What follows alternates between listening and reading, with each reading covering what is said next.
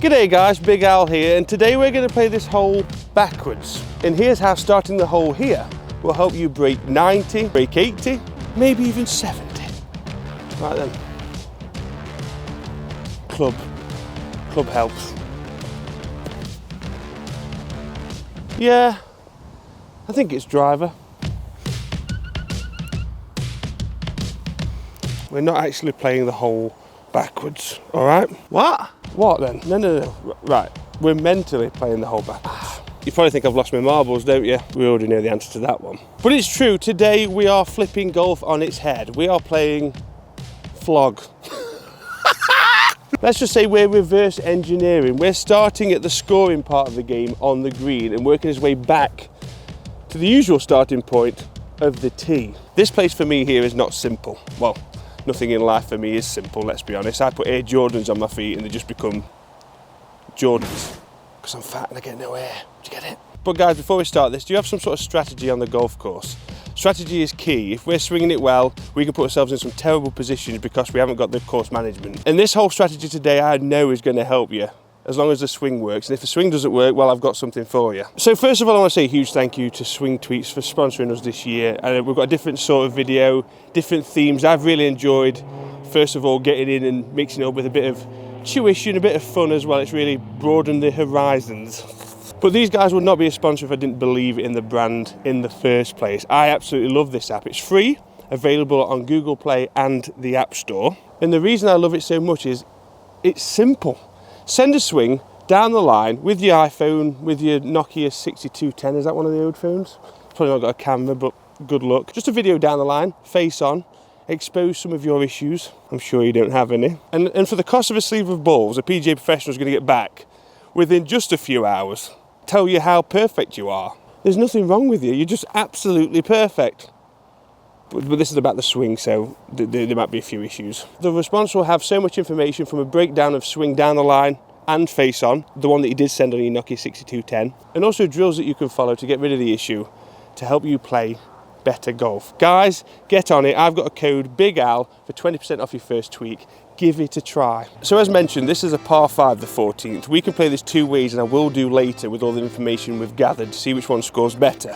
We're going to be playing an aggressive ball, driver off the tee, go for it in two, and we're also going to be playing a in regulation ball, so plotting our way around, hopefully on in 3 shots. So playing this hole in regulation, we're going to have 3 landing zones. Tee shot, landing A. B is going to be our second landing zone, setting up our approach shot to the green, and of course C is our third landing zone in regulation, hopefully on the green. So first thing we need to log is where the pin position is. This is quite centered today. This is a very long but narrow green, and the question is, where's the trouble? I'll answer that for you. It's everywhere. Let's log this green side right bunker into our Pokedex. Catch 'em all. We don't want to be in this. Absolutely not. I mean, it's called a hazard for a reason. If it was fun and nice, it'd be called something like fluffy bunny slippers. Do you know what I mean? It's not nice. We don't want to be in here. It's a hazard.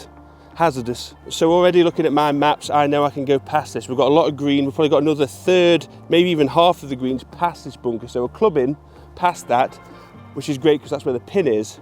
Puts this bunker out completely out of play. Shouldn't even be a problem. But left of the green, there's also a quite wonderful bridge and pond, which I don't want to be visiting either. No, I already have visited it actually quite a few times, but due to poor strategy, which you're never going to visit here, are you?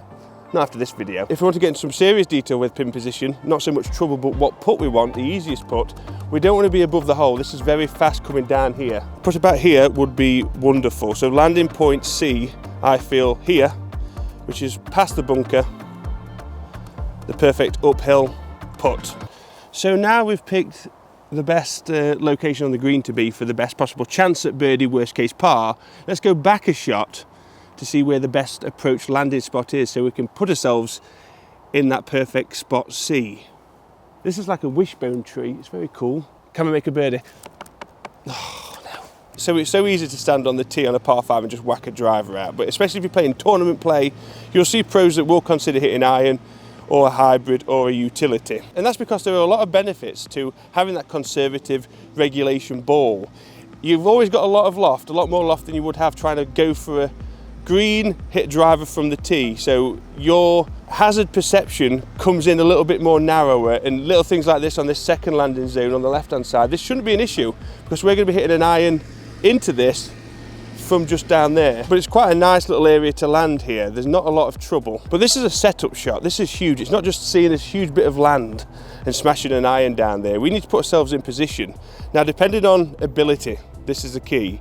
Pros here will potentially land somewhere that's going to tee up the next shot and make it easier. Let's look at pin position. There's no real trouble there. It's right in the centre of the green. We've got a bunker that we already analysed on the right hand side. But another thing as well for everyone wanting to break 80 and the 90s and the 100s, is setting yourself up for a shot that you feel comfortable with. It's no point just hitting a shot willy-nilly down here.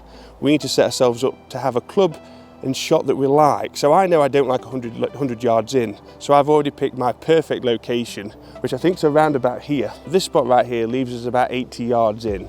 Sometimes I feel a bit more comfortable with. It's not a full wedge, it's like a 3/4, bit more control. We can attack this pin. So this future Al, please hit it here, that'd be great. So we're at our final landing zone, which is actually our first.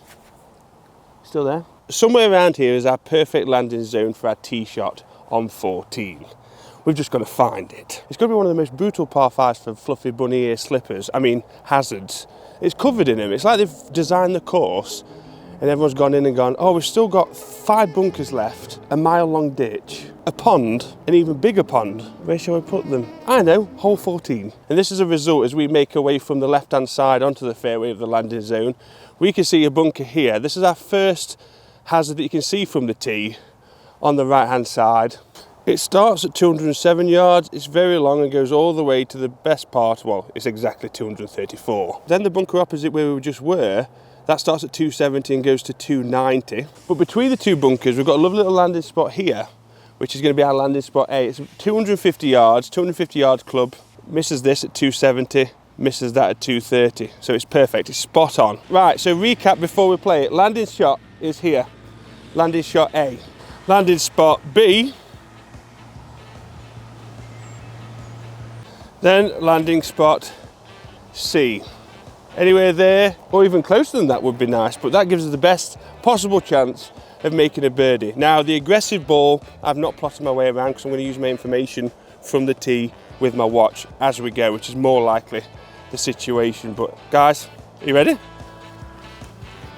Come on, let's go. Wow, that was fast. I should have put my Air Jordans on, my Jordans. Now I'm going to answer exactly what's on your mind. I haven't got the time, I'm probably not allowed, or I can't, I like turtles, to walk a golf course backwards. Fair, this is not the idea of this video. No, the whole idea of this video is to stop you visiting places like this, which is nice if you feel compassionate towards trees. Thanks, I needed that. As lovely as that was and as beautiful as this place is, this is not a good place to be for the best possible score. So, yes, you don't have the time, yes, you can't be bothered, yes, you're probably not allowed to walk the course backwards, but I could have saved myself so much time, wouldn't have been a very exciting video, and done all my plotting at home. Quite simply using your ShotScope dashboard with my strategy, using your distances with the free tags you get with GPS, knowing how far you hit each club, working out the best strategy, looking at the hazards and plotting your way around the golf course. It is wonderful. There really is nothing that compares to that. It's having your own caddy telling you what you should play, what you can play, your average yardages. It's brilliant, but worst case scenario, things like yardage books with whole maps, they help.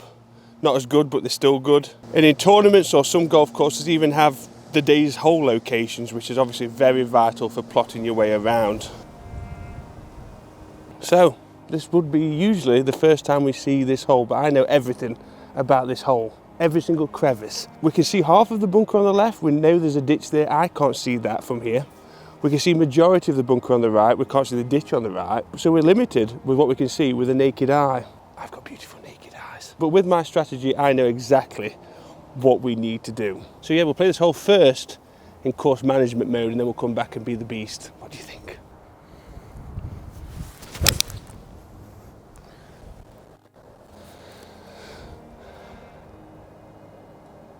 That's absolutely on the money. And when you see what I mean about distance-wise, look where this has ended up. So I think we can say landing zone A was a success. even though we did have a bad swing, but that's allowed for the bad shot as well. Now, can we do the same for landing shot B, which we know is down there before the water on the left-hand side, winds into face. I'm just going to punch a 9-iron down there into that corner. This should then open up the green this way, and then that green side trap on the right-hand side isn't even in play.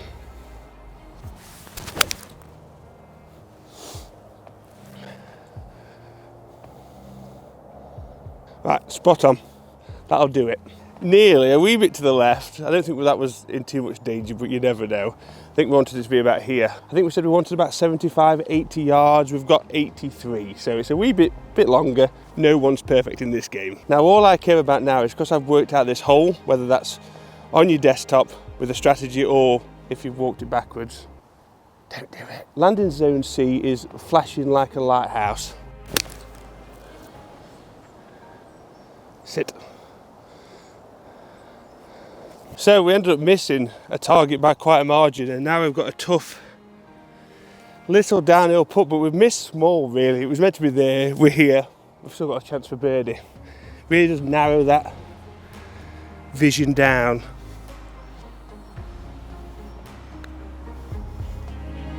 It's because I'm putting well at the moment, isn't it?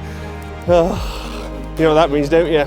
It means we've got an eagle with our aggressive approach to this hole. Now, we've not done any aggressive research on this hole, but we've still got the yardages. Over to you, Desktop Al. Back to the studio, Al. I think she's got his own commentary team. Anyway, Al's conservative, boring approach resulted in a birdie. So aggressive, he's got to beat it, well, with an eagle, or at least match it. We can't have aggression lose to boringness, can we? So this hole looks very different with Al's driver in hand.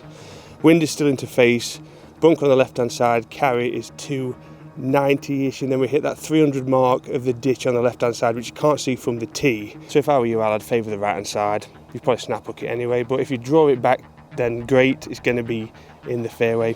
If it stays there, you're in the trees, you can chip out, and then basically you should just hit utility, you know. Thanks, Dashboard Al. Handsome, yet not very nice. If we make it to that end of that bunker, 297. Ditch is saying 318, so yeah, it's a risky manoeuvre, but we're going to have to be this side, right hand side for sure. Handsome Dashboard Al was correct. That's money.